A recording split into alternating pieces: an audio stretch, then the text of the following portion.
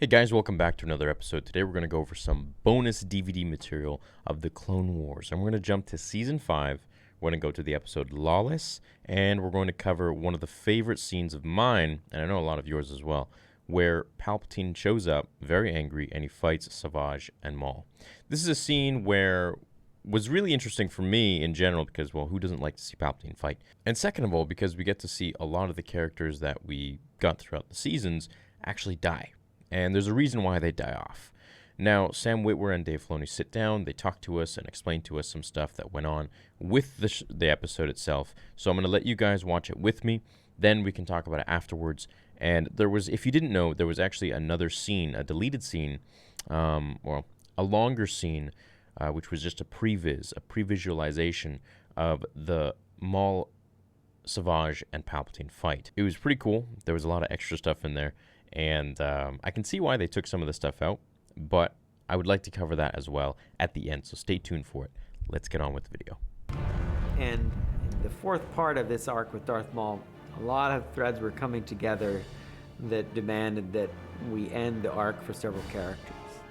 Take them back to the palace.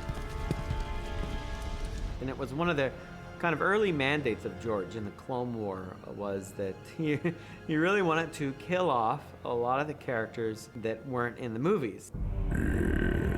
For Savage, it was always a debate, how long is this guy going to be around? You hate to end him too early, but when Sidious showed up, someone had to go down, and Savage drew the short straw. When I read in the script that Darth Sidious appears and he has two lightsabers and he's very upset, that was really thrilling. Probably the best lightsaber fight we've done in the series is the Maul, Savage, Sidious lightsaber fight. You know, getting taken out by Sidious is pretty good, ranks up there. He puts up a better fight, you know, than the Jedi Council did, I'll say that much for him. An element that you might miss if you're not looking closely is that Savage, when he dies, actually reverts back to his kind of more youthful form, his less Frankenstein form that we originally saw him as. Brother, I am an unworthy apprentice. I'm not like you. I never was. I think the audience will feel some measure of sadness when Savage dies. I don't know that they would feel the same sympathy for Maul. The things he does in this episode are so despicable, especially since I liked Satine so much and I liked that relationship between her and Obi-Wan. And so this was awful, awful stuff. For Satine Kryze, there never really was any other possibility than her eventual death. The introduction of the character, which began with Henry Gilroy wanting to give Obi-Wan Kenobi a love interest, presented a problem. We couldn't really have this character last. Your noble flaw is a weakness shared by you and your Duchess. You should have chosen the dark side, Master Jedi. It's happening all because of Obi-Wan. Because she is personal to him, which Maul knows, and Maul's exploiting that.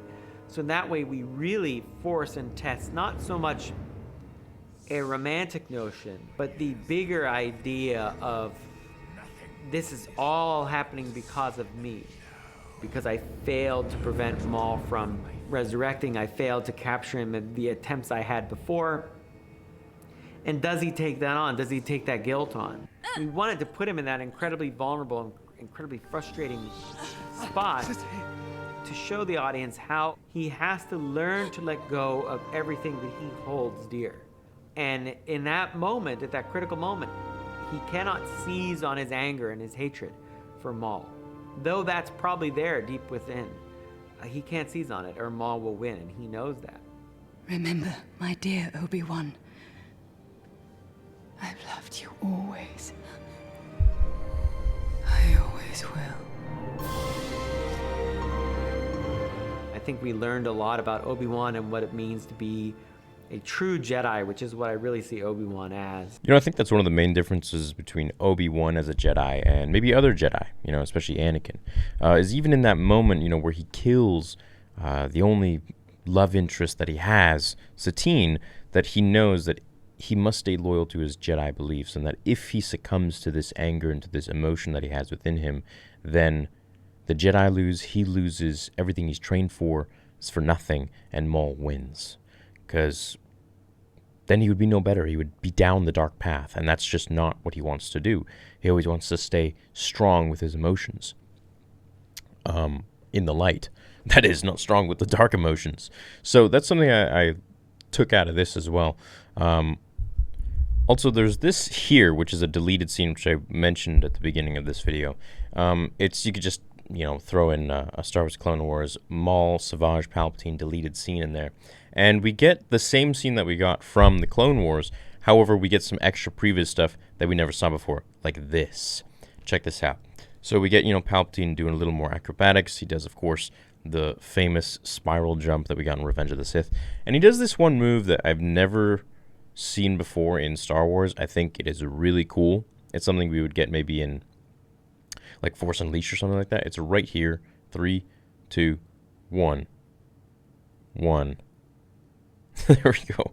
It's where he's shooting lightning out of his hands while he's holding his lightsaber. So it's like this lightsaber infused lightning, I don't know, attack where it's just it's cool because it doesn't short circuit his hilt or anything like that, and it just kind of makes me wonder. It's like, what else were his lightsabers made of? Is that something that just doesn't destroy the hilt if it circulates through it, especially Palpatine's lightning in general? Another thing they threw in there, and I can see maybe why they threw this part out.